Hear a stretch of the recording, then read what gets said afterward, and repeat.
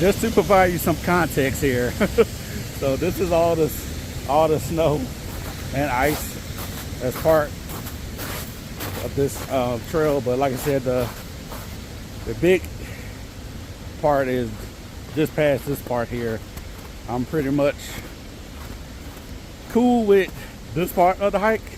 Slushy snow and all of that is fine, but the bigger issue is the stretch that's coming up right now. You got some icy spots here. With me, I just try to walk at an angle. Good thing I have on some nice hiking shoes with traction. So that kind of helps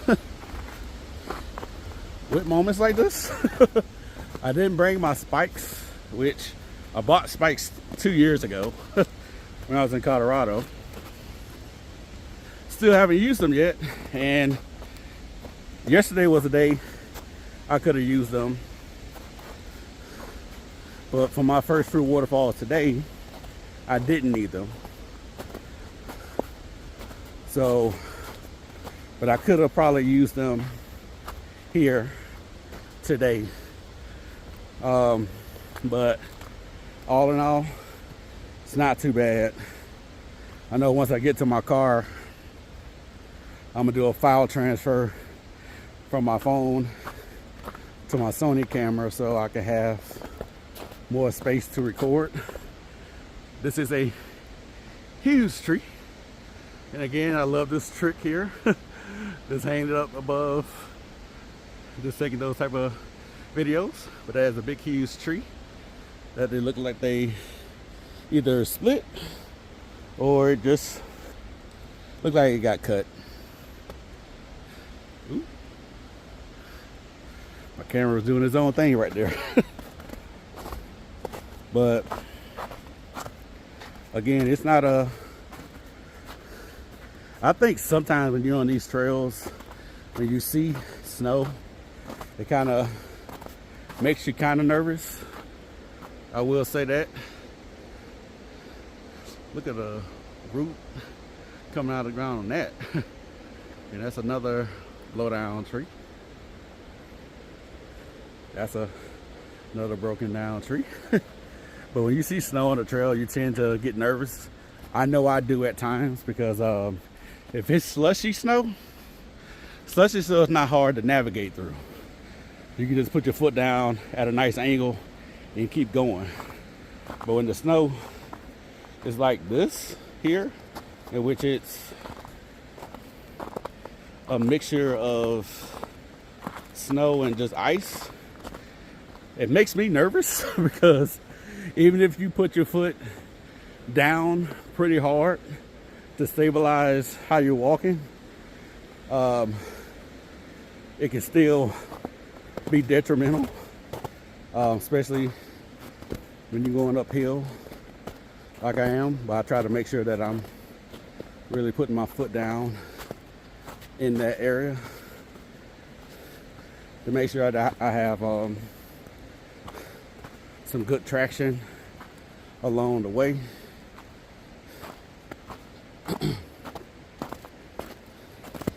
So again, what I like about this trail as well, you got a lot of flows down in the, I ain't gonna say the valley side, but just down the hill that's being fed from the waterfall up there. And as you can tell, still a whole bunch of snow, and a whole bunch of blowdowns and stuff. This is a big, huge tree here.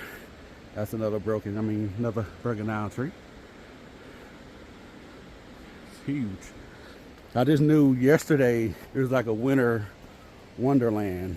It was all the trees that I saw driving through the national forest was all filled with snow. The pine trees, the cedars, all of it was full of snow. And it was like a nice moody drive up, in which I was thinking to myself, I'm like, wow, this is like a winter wonderland. And then today, Big Red is in my shot right now. Then today, it's pretty much, I saw the sun coming up as I was leaving our hotel to drive to this hike.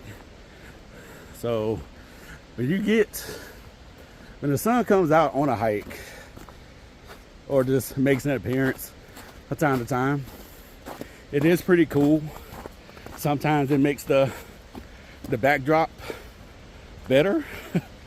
And sometimes it messes up the backdrop. Like right now in my video, it's causing a glare. But back in the tree line, I probably shouldn't have that much of a glare, hopefully. But the crazier parts that I mentioned, I already passed. And coming up, it made me nervous. Well, coming down, it made me nervous. But I guess having you all watch me right now made it better, because I ain't even thought about it. Back on dry land, to the dry parts, and it's not too bad. But when they mention about the coming off a trail, they mean this right here. So right ahead of me, people didn't want to do the switchbacks. So what they did was, straight ahead, they made their own trail, and National Creek Falls is right there. So they just made their own path. It does mess up the vegetation.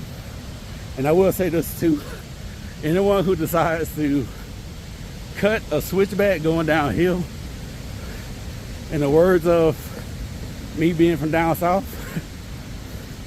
to South Carolina, God bless you. Or bless your heart. This is what we normally would say. Because to me, that's kind of diabolical to cut a switchback going downhill. You got to be psychotic to me to do that. So this here is like a small one, but some of the ones up here, like that going all the way up, it's crazy to me. Who would do a nosedive on a hike down? A blind hike down, mind you, because you can't see below you. So you're just walking down and hope that you don't tumble and fall. Same thing there. Someone cut the trail, but if you're not careful and you come all the way down and not careful, you can go all the way down there. So forest rules and park rules are there for a reason. I know that it may feel good cutting time off, but you don't want to cut your life short because you wanted to cut a trail. Don't do that. The rules are there for a reason. If signs are up, make sure that you're abiding by those rules, because you want to make sure that you're getting home. You don't want to do something that will prevent you from getting back home, or to your loved ones, your significant other, your kids, and etc. Life is too short. Don't cut a trail short and lose out on the most important thing in your life, which is your life. So just be mindful of that. Not to preach on this video, but they just need to be said when you're on the trail. I'm almost back up, but only got about, I think, 2 minutes left of recording time on my phone. So I'm probably gonna stop this in the next minute or so. And then when I get to my car, I'll just transfer my videos to my Sony camera, and then that'll give me time to decide where I'm going to hike next after this. But again, thanks so much for being part of this hike with me / workout. I'm trying to do things more intimately so I can share a lot of things and a lot of experiences with my audience on TikTok and on YouTube. So it's a work in progress, but I'm going to continue to make good material and capture it at the right moments. Take care, and I'll see you on the next one.